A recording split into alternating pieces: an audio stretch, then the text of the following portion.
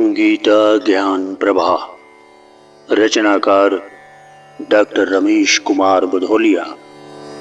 प्रकाशक मां सावित्री प्रकाशन, नेहरू वार्ड, नरसिंहपुर। अध्याय 13। क्षेत्र क्षेत्रज्ञ विभाग योग।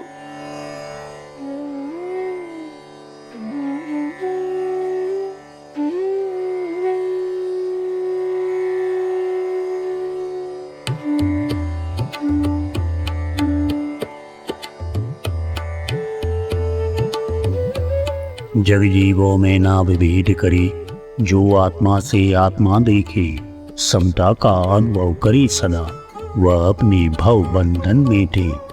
जलते हैं दीप विविध लेकिन उन सबका तेज समान रहे।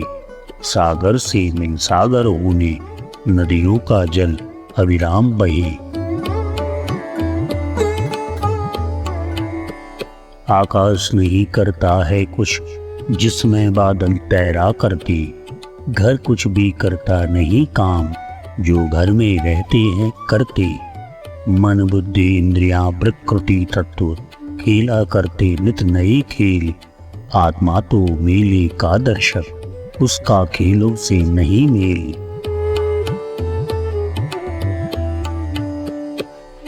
जीवों के जो आकार विविध, इच्छाओं के परिणाम रहे, संबंध न आत्मा का उनसे, जो यह देखे जो यह समझे। विस्तार रहा परमात्मा का जीवों में, जिसने यह देखा वह ब्रह्म तत्व को प्राप्त हुआ, उसने यथार्थ को ही लेखा।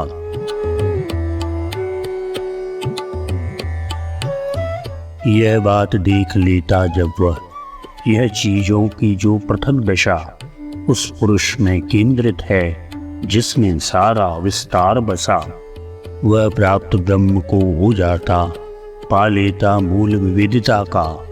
एकत्व विराट रहा जिसमें, हो रहा विलय सीमितता का।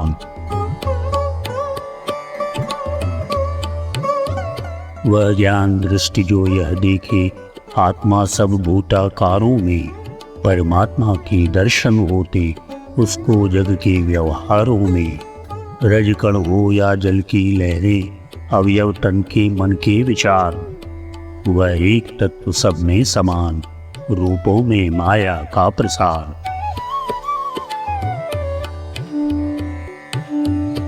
ये भूत भाव सब पृथक रहे, पर सब में परमात्मा बसता। जग बसा हुआ परमात्मा में, सबको वह ही धारण करता। वह देख रहा विस्तार सभी, यह दृष्टिबोध जिस क्षण जागा, उस क्षण पा गया ब्रह्म को, वह कर गया पार जीवन बाधा।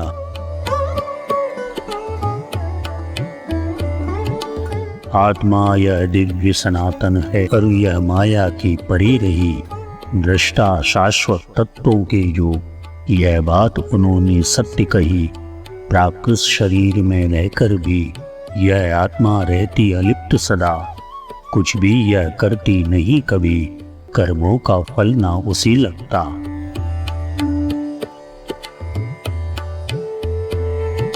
हे कुंती पुत्र क्षेत्रज्ञ ईश, वह है अनादि व अनीश्वर।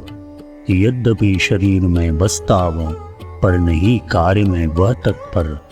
करता है कोई कर्म नहीं, कर्मों में लिप्त नहीं होता, इसलिए कि वह निर्गुण स्वरूप, वह परि परम अवयव होता।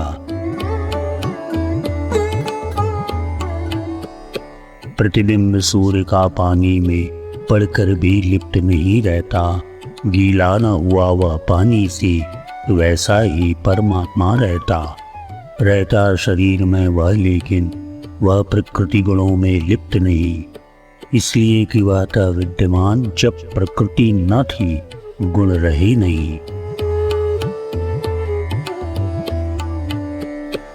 वह तब भी विद्यमान होगा जब प्रकृति पूर्ण होगी विलीन। वह निराकार व निर्विकार, वह कभी न होता परिच्छिन्न।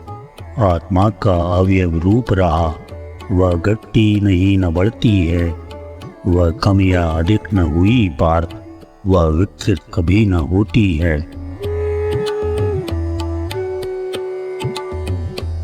किस जगह नहीं आकाश पार्थ, किस जगह न उसका है प्रवेश। सर्वत्र व्याप्त रहा किंतु किसके गुण का उसमें निवेश। पूरे शरीर में रहकर भी क्या संग दोष से वह मलिन। आत्मा क्षेत्रज्ञ शरीर क्षेत्र, आत्मा न देह के है अधीन। दीपक देता प्रकाश घर के, चलते प्रकाश में काम काज। क्या दीपक करता दोष ग्रहण, दोनों में अंतर है अपार। चुंबक लोहे को खींच रहा, संसर्ग हेतु आकर्षण का। पर लोहा रहता लोहा ही, चुंबक का अस्तित्व अलग रखता।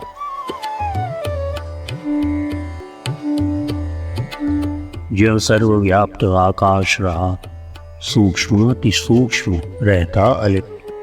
त्यों तन में ब्रह्मभूत जीव, बसता पर इनसे वह अलिप्त। प्राकृत नेत्रों से आत्मा को देखा न कभी भी जा सकता। बसता देहों में वह असंग, अति सूक्ष्म न पाया जा सकता।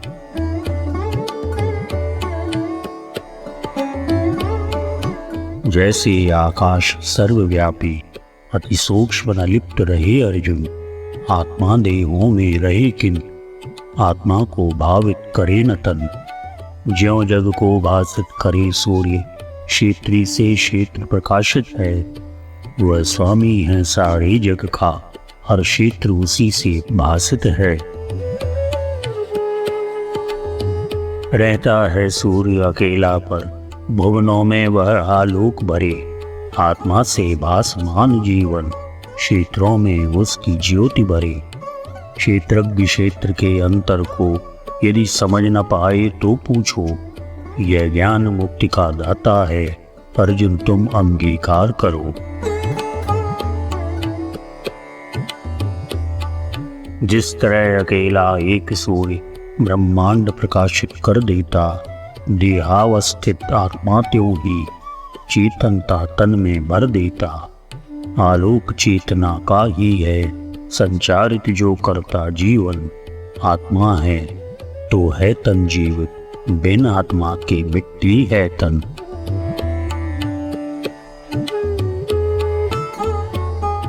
यह जीव व्यष्टि चेतन है, पर आत्मा है समष्टि चेतन।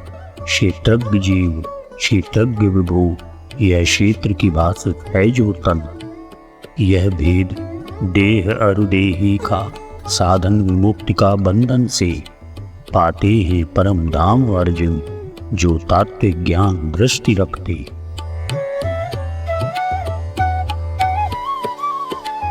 अर्जुन जो ज्ञान चक्षुओं से क्षेत्रज्ञ क्षेत्र का भेद लखे। जीवों को मुक्ति मिले कैसे, जो यह जाने, जो यह समझे। क्षेत्रज्ञ क्षेत्र का भेद योग, सर्वोत्तम प्रभु से मिलवाता। भगवान प्राप्त हो गए जिसे, क्या पानी उसको रह जाता।